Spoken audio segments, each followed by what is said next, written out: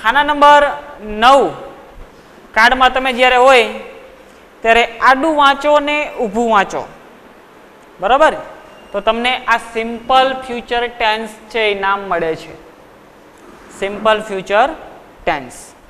તો હવે આમાં જુઓ, સેલ ને વિલ બે શબ્દો હતા.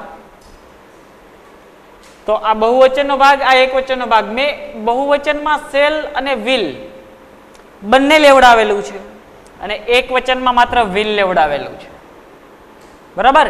અને આ ખાના નંબર 9 માં કોઈ પણ પ્રકારનું ફોર્મ લાગતું નથી, એટલે આપણે સિમ્પલ વર્બ એમનામ રહેવા દીધું છે.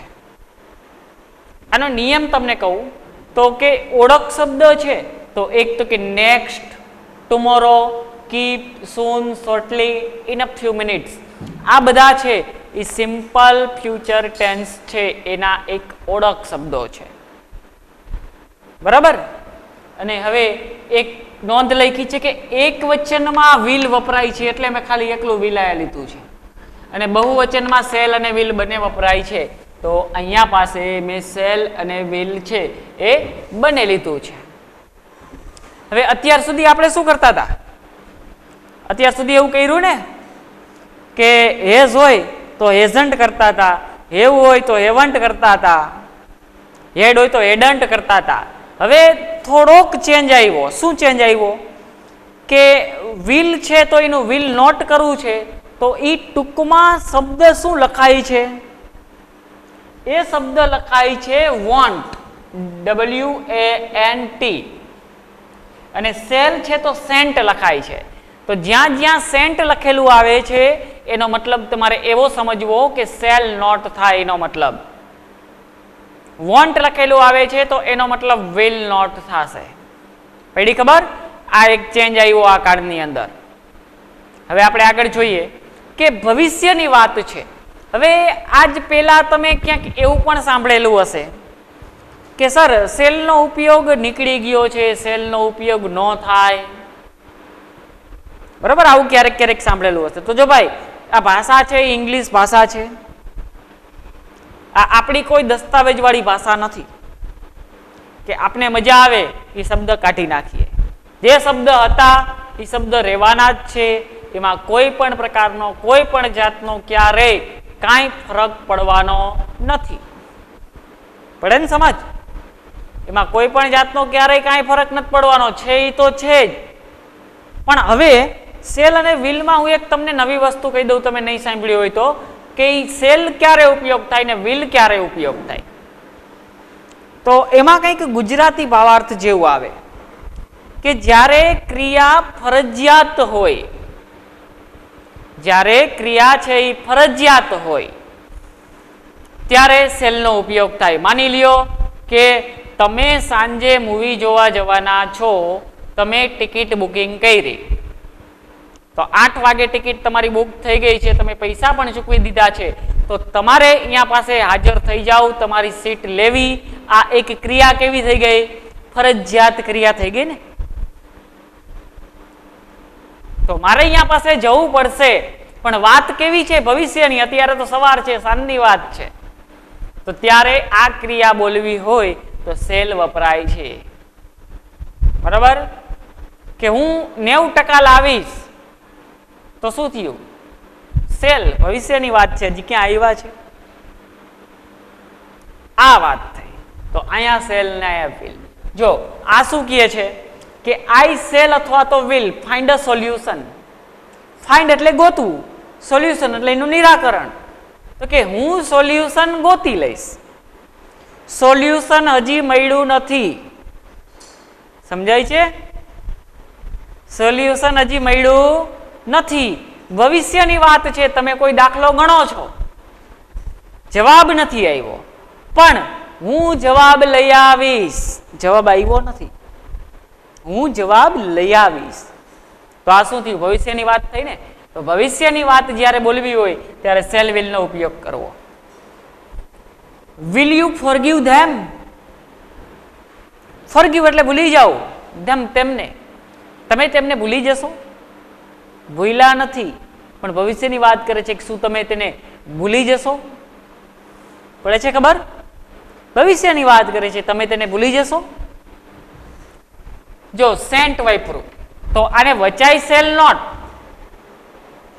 બરાબર, અહીંયા શું વાપરું સેન્ટ, તો આને વચાય શું સેલ નોટ, પણ આ તો પ્રશ્નાર્થ વાક્ય છે એટલે ટુ બી રૂપ પહેલા, પછી સબ્જેક્ટ, પછી વર્બ, કે sell sent they shoot at you, શું તને એ શૂટ કરી દેશે,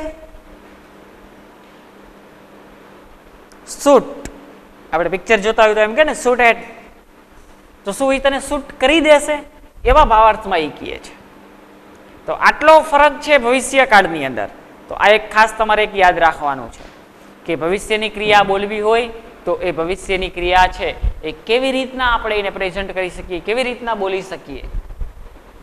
પછી he will keep promise, keep એટલે જાળવી રાખવું, પ્રોમિસ એટલે વચન, કે એ પ્રોમિસ જાળવી રાખશે.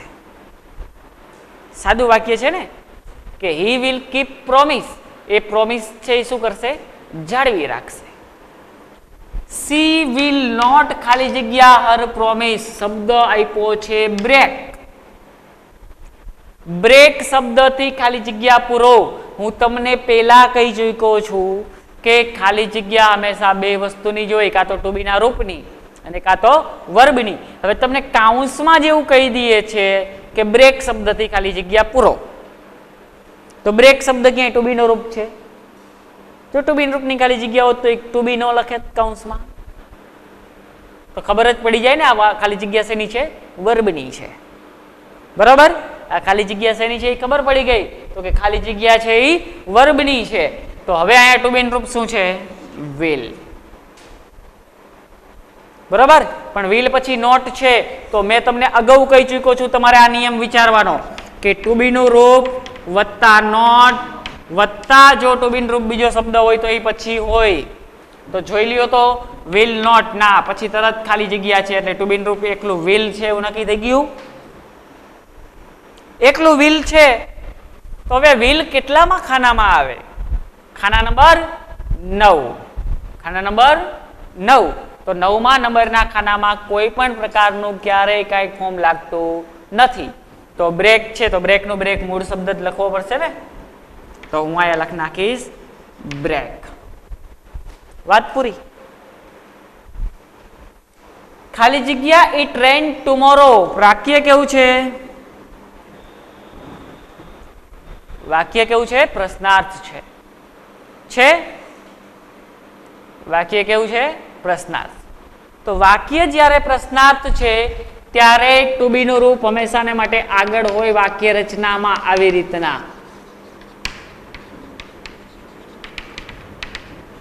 બરાબર. તો ટુ બી રૂપની જગ્યાએ જ ખાલી જગ્યા છે, તો મતલબ ખબર પડી ગઈ ટુ બી રૂપની ખાલી જગ્યા છે, પછી સબ્જેક્ટ છે, પછી વર્બ છે. તો વર્બ કેવું છે, વર્બને કેટલામું ફોર્મ લાગેલું છે, નથી એસ કે ઈએસ લાગેલું, નથી આઈએનજી લાગેલું, નથી ઈડી લાગેલું, મૂળ રૂપ છે.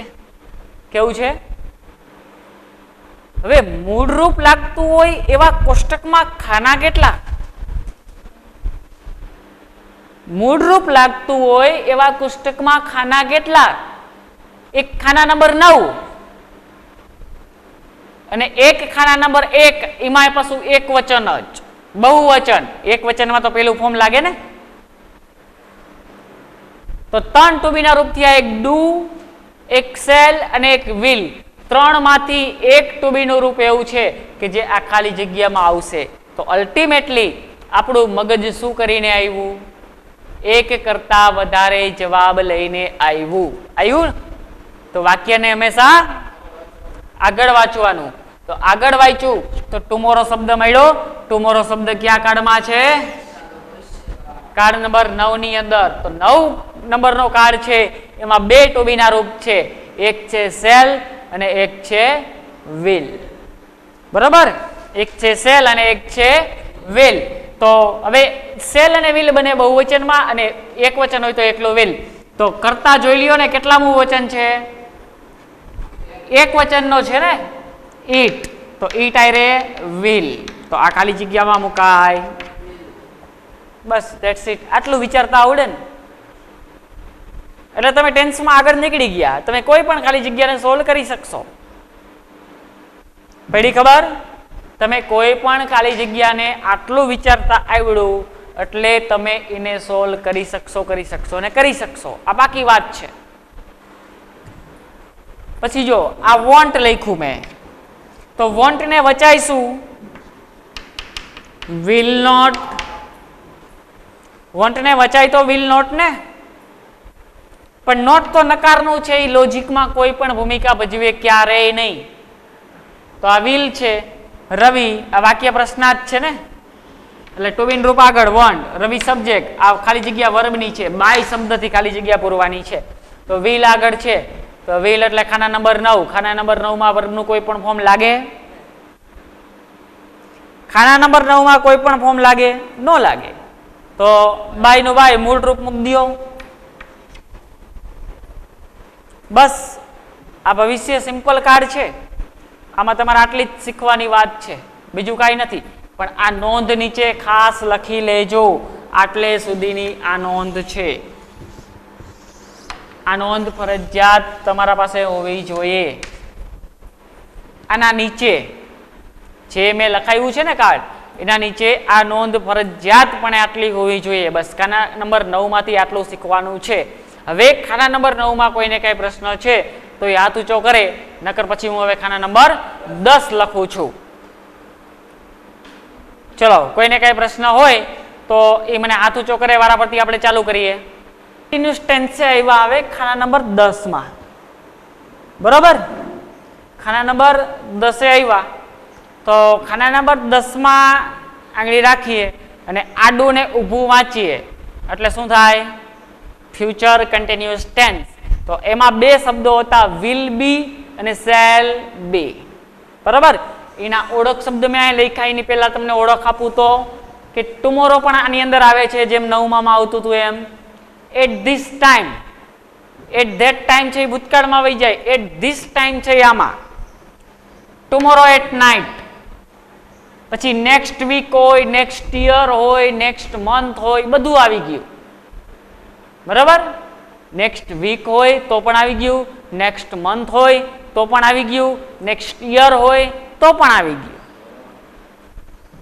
હવે અહીંયા જો શેલ બી, વિલ બી, મેં કીધું ને કે શેલ અને વિલ બંને બહુવચનમાં રાખવાના તમારે, અને વિલ તો કે એક વચનમાં. હવે આ આખી લાઈનમાં લાગુ પડશે. 9, 10, 11, 12 છે ને, ચારેય કાર્ડ. 9, 10, 11, 12 આ ચારેય કાર્ડમાં આવી જ રીતના લાગુ પડશે. આમાં તમારે કોઈ બીજો મેજર ડિફરન્સ ચેન્જ કરવાનો નથી થતો. એ બધું હું કહું છું કેવી રીતના ખબર પડે, બરાબર? આના પહેલા એ અગાઉ લોજિક હું કહી ચૂક્યો છું કે બે કાર્ડમાં ટુમોરો આવે તો કેવી રીતના ખબર પડે. આમાં પણ એવી એક્સરસાઇઝ આવશે, એ હું હમણાં તમને શો કરું છું. જો કે અહીંયા subject shall be, will be, અને અહીંયા વિલ બી છે, વર્બનું એની હારે બીજું ફોર્મ બીજી લાઈનમાં આવે છે, તો મેં કમ્પ્લીટ લગાવી દીધું વાક્ય રચનામાં. અને ઓબ્જેક્ટ અને અધર વર્ડ. ઓકે, તો હવે અહીંયા જુઓ કે આઈ શેલ બી અથવા will be working late tomorrow.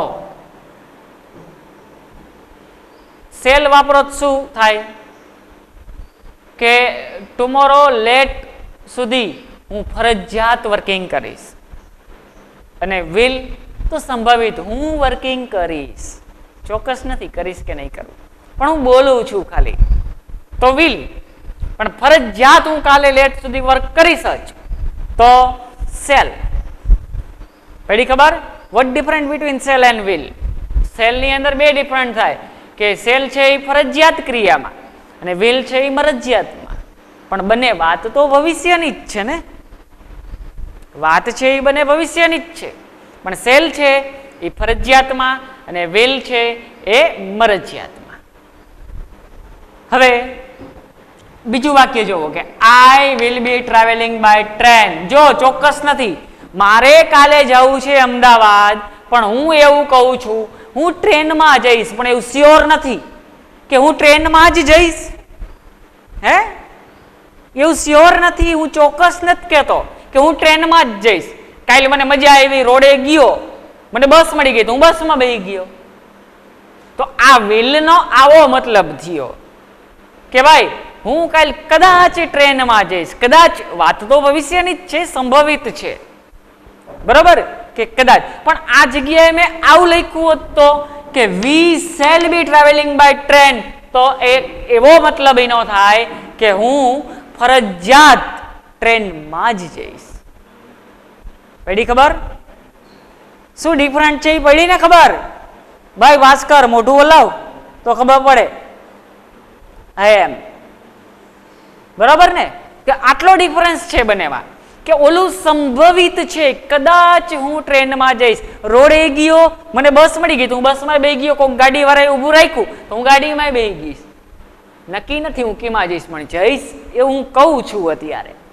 પણ સેલ વાપરું હોત તો મેં તો ફરજિયાત થઈ ગયું કે ભાઈ કે we shall be travelling by train, તો હું ફરજિયાત ટ્રેનમાં જ જઈશ, આવો મતલબ થઈ ગયો ને.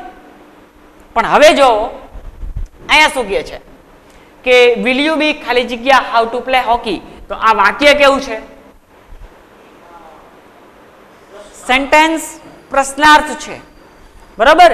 તો સેન્ટેન્સ જ્યારે હવે પ્રશ્નાર્થ છે ત્યારે વાક્યની શરૂઆત હંમેશાને માટે ટુ બી ના રૂપથી થાય. ટુ બી ના રૂપ પછી સબ્જેક્ટ હોય અને એના પછી જો ટુ બી નો રૂપ બે શબ્દમાં હોય તો હોય અને પછી વર્બ છે કે will you be play hockey, will you be ખાલી જગ્યા હાઉ ટુ પ્લે હોકી. ખાલી જગ્યામાં એક શબ્દ રાખવાનો હોય, શબ્દ મેં રાખ્યો નથી. ચલો આપણે નો શબ્દ રાખીએ કે કોઈ પણ XYZ શબ્દ રાખીએ. અરે XYZ ગમે તે કેમ શબ્દ નથી રાખતા તમે? આપણે તો આપણા ફોર્મથી મતલબ છે ને. એને ભલે ને પરીક્ષા પૂછવા વાળાએ જે રાખવો એ રાખે, આપને શું ફરક પડે? આપણે તો ઓળખી ગયા કે ભાઈ વિલ ને બી ટુ બી રૂપ ભેગું છે, તો જે શબ્દ હશે એને ING શબ્દ લાગશે. અહીંયા નો શબ્દ છે. ચાલો તમે જાણો છો કે કેવી રીતના હોકી રમાય, તો અહીં નોવિંગ મૂકવું પડશે. વિલ યુ બી નોવિંગ, તમે જાણી રહ્યા છો કે કેવી રીતના હોકી રમાય? હે, તો આ વિલ બી છે તો ING વાળું ફોર્મ જ લાગશે. આ નક્કી થઈ ગયું. પણ હવે તમે એકલું વિલ વિચાર્યું હોત તો ફોર્મ ન લગાવે, તમે જે શબ્દ છે એની મૂકી દેત ને, તો જવાબ તમારો ખોટો ન હોય. તો તમને મેં પહેલા જ કીધું છે કે ભાઈ આ નકાર, નકારમાં ટુ બી રૂપ પછી નોટ આવે એટલે પાછળ જોવાનું ટુ બી રૂપ બીજો શબ્દ છે કે નથી. ક્યારેક ટુ બી રૂપના બે શબ્દ થાય છે, બરોબર. સેમ વસ્તુ પ્રશ્નાર્થમાં લાગુ પડે ને. તો પ્રશ્નાર્થમાં શું લાગુ પડે કે ટુ બી રૂપ પછી સબ્જેક્ટ હોય, સબ્જેક્ટ પછી ટુ બી રૂપ એક કરતા વધારે શબ્દોમાં હોય તો અહીંયા હોય થાય. તો આમાં શું છે? વિલ બી, આ શબ્દ તો એક ગણાણો કે નહીં, પણ ટોટલ કેટલા શબ્દ થયા? એક અને બે થાય છે. તો આપણો નકારનો નિયમ જીધી છે ને. I will be place at behind to be રૂપ, કે ભાઈ ટુ બી ના રૂપ પછી જ હું પ્લેસ લઈશ, બાકી ક્યાંય નહીં લઉં વાક્યની અંદર. આ નક્કી છે, બરોબર. તો હવે અહીંયા પ્રશ્નાર્થ છે, તો પ્રશ્નાર્થમાં એવું જ છે કે ટુ બી રૂપ સબ્જેક્ટ પછી વધારાનો શબ્દ હોય તો અહીંયા એવું નહોતું કે ટુ બી રૂપ સબ્જેક્ટ પછી વધારાનો શબ્દ પછી વર્બ. તો આપને ખબર પડી ગઈ કે વિલ બી બે ભેગું ટુ બી રૂપ છે, તો એને ભેગું જ લેવું પડે, નોખું લઈ શકીએ નહીં. અહીંયા જુઓ, હી વિલ બી ખાલી જગ્યા ટેમ્પલ ટુમોરો. હવે અહીંયા વિલ બી આપી જ દીધું છે તમને, તો ખબર ન પડે, અહીંયા ING લગાવવું પડે. વિઝિટિંગ થાય ને. સી વિલ નોટ બી ખાલી જગ્યા એગ્રી વિથ અસ, આ ગેટ શબ્દ છે. તો જો આ વિલ શબ્દ એકલું વાંચ્યું તમે તો તમે ગેટ નું ગેટ જ મૂકી દેશો. પણ આ નોટ આવ્યું ને વિલ નોટ, તો મેં તમને કીધું કે ટુ બી રૂપ પછી નોટ પછી તમારે જોવાનું, ચેક કરવાનું ટુ બી રૂપ ક્યાંક બે શબ્દમાં તો નથી ને. તો આ વિલ બી થયું કે નહીં? તો વિલ બી એટલે ખાના નંબર 10, ખાના number 10 line number 2, line number 2 form number 2 ING. તો આ ગેટિંગ ડબલ ટી બેવડાઈ શબ્દ, બેવડાઈ શબ્દ એ હું નિયમ બધા આગળ લખાવીશ જ તમને બધું પૂરું થાય એટલે. ક્યાં બેવડાવવાના, ક્યાં એક શબ્દ ઈ હોય તો કાઢીને ING કરવાનું, શું કરવાનું હોય બરાબર?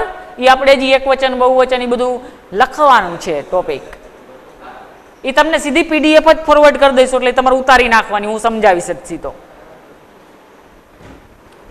પછી આ શબ્દ જુઓ, આ વોન્ટ, તો મેં તમને પેલા 9મા કાર્ડમાં ન કીધું વોન્ટ ને વચાય શું?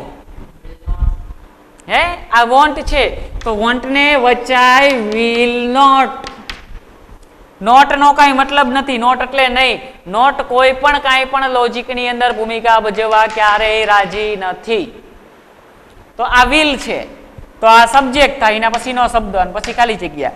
તો આ વિલ અને બી શબ્દ ભેગા છે એવું ન થયું? વિલ ને બી બે ભેગા છે એવું થયું કે ન થયું? આ એવું છે, બરાબર? તો વિલ ને બી હોય તો આ આઈ વાય છે તો વાય નીકળી જાય ને, વાય નીકળીને આઈએનજી થાય તો વરેઇંગ શબ્દ થઈ જાય. બસ તમારે ખાલી વાક્ય રચના મુજબથી તમને લોકોને લોજિક વિચારતા આવડતું હોવું જોઈએ. આ વાત મહત્વની છે, નથિંગ એલ્સ. વાત વિચારતા આવડી ગઈ, હું તમને જો પહેલા જ હું તમને શીખવી ચૂક્યો ને, પહેલા જ દીએ મેં તમને કીધું હતું કે 12 દુ 24 એક વચન ને બહુવચનની વાક્ય રચના તમે એક જ ઝાટકે ખાલી કોષ્ટક ઉપરથી શીખડાવી દીધી, અને ખાલી ટુબીન રૂપ આગળ લઈ લીધું તો એ પ્રશ્નાર્થ થઈ ગઈ બધી, અને વચ્ચે ખાલી નોટ મૂકી દીધું તો એ નોટ થઈ ગઈ. 48 વાક્ય રચના તમે લખવી હોય તો એ કોષ્ટકમાંથી જોઈને 48 ઉતારી ન આગો તો 48 વાક્ય રચના તમને ઉતારતા આવડી ગઈ ને, તેથી આ બધી મામૂલી વાત થઈ ગઈ. અને આનાથી બહેતર ક્યારેય કોઈ લોજિક હોતું નથી. હે, તમને આજ સુધી અઘરું લઈ ગઈ ખાલી જગ્યા પરીક્ષામાં પૂછાવાની છે, આ બધી પાકી કરવું, આવું કરાય? હવે કંઈક લાઈટ થાય હે મગજમાં કે કરાય કેવું? પાકું શું કરાય, શું સમજાય પ્રેક્ટિકલી મગજથી, હવે લાઈટ થાય છે? આ સમજી લ્યો ને, ચાહે એને 10,000 ખાલી જગ્યાના ભંડોળમાંથી ગમે તે 5 ઉપાડીને આપી દે, હું રેડી છું કરવા. ક્યારે? મને આ બધું લોજિક આવડતું હોય ત્યારે. તો તમારી અહીંયા ક્યાં જરૂર છે એવી 200 ને 300 ખાલી જગ્યા પાકી કરવાની, 200 300 ખાલી જગ્યા સોલ્વ કરવાની? તમે ખાલી આને જોવો ને, આ સોલ્વ કરો ને, આ લોજિક સમજી લ્યો ને, વાત પૂરી થઈ જાય ને. તમારે બીજું કઈ કરવાની જરૂર જ નથી ભાઈ. શું કરવાને? ખાલી ખોટું સ્માર્ટ વર્ક કરો, એમ હાર્ડવર્ક ગધા મજૂરી નથી કરવી, સ્માર્ટ વર્ક કરો, વિચારો, બુદ્ધિ વાપરો. બુદ્ધિ વાપરશો ને તો બધું થશે. બાકી તમારે પાકું કરેલું છે ગમે તે વસ્તુ છે એ આજ નહીં તો કાલ, કાલ નહીં તો પરમદી, અમુક સમય જતા ભૂસાઈ જવાનું છે. હું તમને અત્યારે 10મા ધોરણમાં પાકું કરાયું તો એ પૂછું તો આવડશે? મને નથી ખબર તમે કેવી રીતના ભણ્યા છો ને શું ભણ્યા છો એ, બરાબર? પણ આ હું તમને મારી વસ્તુ પ્રેઝન્ટ કરું છું કે ભાઈ બરોબર છે કે બરોબર નથી, બરોબર? આજે આપણે હવે કાર્ડ લગભગ એક જ લેક્ચર, આવતા લેક્ચરમાં તો કાર્ડનું કામ પૂરું થઈ જશે. 12 કાર્ડનું કામ પતાવી દીધું આપણે. આ પાયો છે. પછી હવે તમે જુઓ કેટલું બધું જાય છે. હવે તમને ખબર પડે ને કે પેપરમાં તમને એડિટિંગ બધું અઘરું લાગતું હતું, તો એડિટિંગ આના સિવાય ક્યાંય બીજું હોઈ શકે? કેટલું સિમ્પલ હોય એડિટિંગ વસ્તુ. આમ અંડરલાઈન કરી દીધું, ઓહો આ તો શું હશે ને ક્યાંથી આવ્યું ને આમાં કેમ કરવું? કાંઈ નથી ભાઈ, આ સિમ્પલ વાત જ છે જે કાંઈ છે એ. બસ ખાલી જરૂર છે મગજની અંદર તમને લોજિક ઉતરી ગયું હોય આની, બાકી કાંઈ જરૂર નથી.